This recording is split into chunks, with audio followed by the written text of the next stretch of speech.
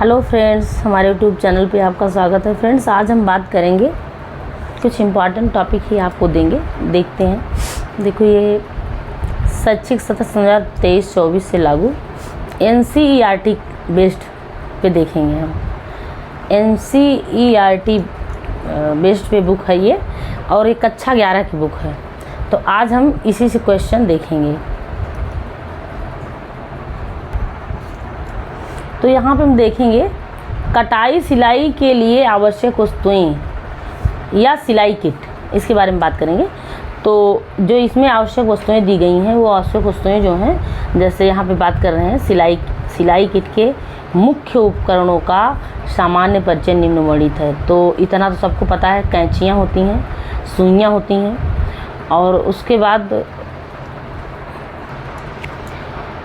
पिने, तीसरे नंबर पे पिने, फिंगर कैप, धागे, नापने के उपकरण। छठा पॉइंट, छठी वस्तुएं जो है ये नापने के उपकरण। और ये यहाँ पे जो दिया गया है, पूरी तरह से इसका फिगर दिया गया है। इसमें अगर आप देखेंगे तो इम्पॉर्टेंट चीज़ें जो हैं, यहाँ से क्वेश्चन बना हुआ है, यहाँ से क्वेश्चन बना हुआ है। इस तरह से थोड़ा सा हम देखेंगे यहाँ पे कि जो पूछा जा सकता है, यहाँ पूछा गया है। ये देखिए फिगर, थोड़ा सा देखते हैं क्या क्या है। अंगुलिस्ताना, इस अंगुलिस्ताना को थिम्बल नाम से भी जानते हैं। अंगुलिस्ताना, थिम्बल, जिसे फिंगर कैप भी कहते हैं। फिंगर कैप बोल लें, अंगुलिस्ताना बोल लें, या क्या कहते हैं, थिम्बल। फिंगर कैप, अंगुलिस्ताना, थिम्बल, 3 नाम होते हैं। यहाँ पे अंगुलिस्ताना ही लिखा है। और ये एक चीज़ ये देखिए, गुनिया जो है, ये भी जो नाम है, अगर इस नाम से पूछ लिया गया तो गुनिया शब्द लोग कंफ्यूज हो जाएंगे। और इसको एक नाम और जानते हैं, स्क्वायर नाम से जानते हैं, स्क्वायर। तो कुछ ऐसे हैं, सब में तो नहीं, बाकी कुछ चीज़ों में है, कुछ नाम में है कन्फ्यूजन, बाकी बहुत सारे हैं। ये चाक है, रबड़ है, पेंसिल है, बड़ी कैंची, छोटी कैंची, ड्राफ्टिंग टेबल, प्रेस स्टैंड, पैरों वाली मशीन, हाथ वाली मशीन, कपड़ा नापने के लिए मीटर स्केल, गोलाइयों वाली प्रतिशाली गुनिया। ये 2 तरह की गुनिया हैं, जो गोलाइयों वाली प्रतिशाली गुनिया और गुनिया। तो इस गुनिया, जो साधारण गुनिया है, इसको स्क्वायर भी कहते हैं। इसको जानते रहिएगा, इसका 2 नाम है, स्क्वायर भी इसको कहते हैं। बाकी कोयले का प्रेस, बिजली का प्रेस, ये सारी सामग्री ही हैं, सिलाई संबंधी सामग्रियां हैं, क्योंकि जब हम कपड़ा सिलते हैं तो इन सब का प्रयोग किया जाता है।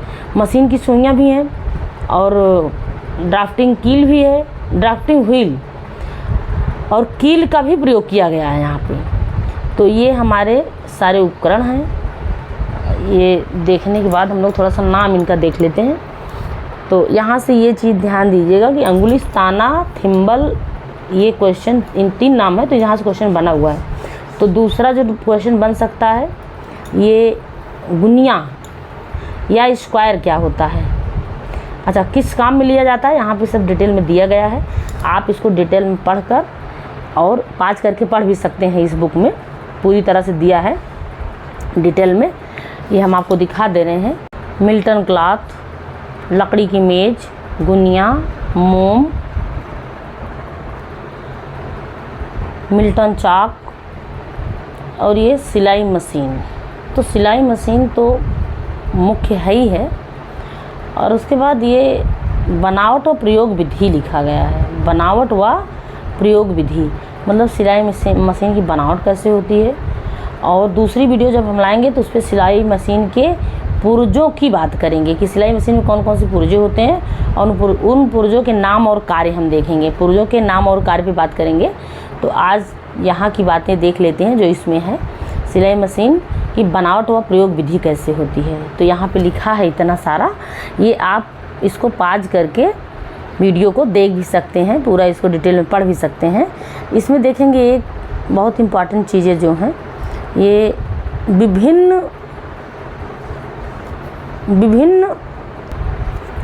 विभिन्न सुइयों का प्रयोग देखेंगे। ये बहुत इम्पॉर्टेंट है, क्योंकि यहाँ से क्वेश्चन पूछा भी गया है, बना भी है। देखो, विभिन्न सुइयों का प्रयोग, बारीक और मोटे तथा मुलायम और खुरदरे कपड़े की सिलाई के लिए अलग अलग प्रकार की सुइयों का प्रयोग नीचे दिए गए विवरण के अनुसार करना चाहिए। जैसे साधारण सूती वस्त्र कपड़ों के लिए 14 या 16 नंबर की सुई, जो साधारण सुई का प्रयोग किया जाता है, साधारण कपड़ों के लिए सुइयों का प्रयोग किया जाता है, वो 14 या 16 नंबर की सुई। महीन तथा रेशमी कपड़ों के लिए 11 या 12 नंबर की सुई। महीन तथा रेशमी कपड़ों के लिए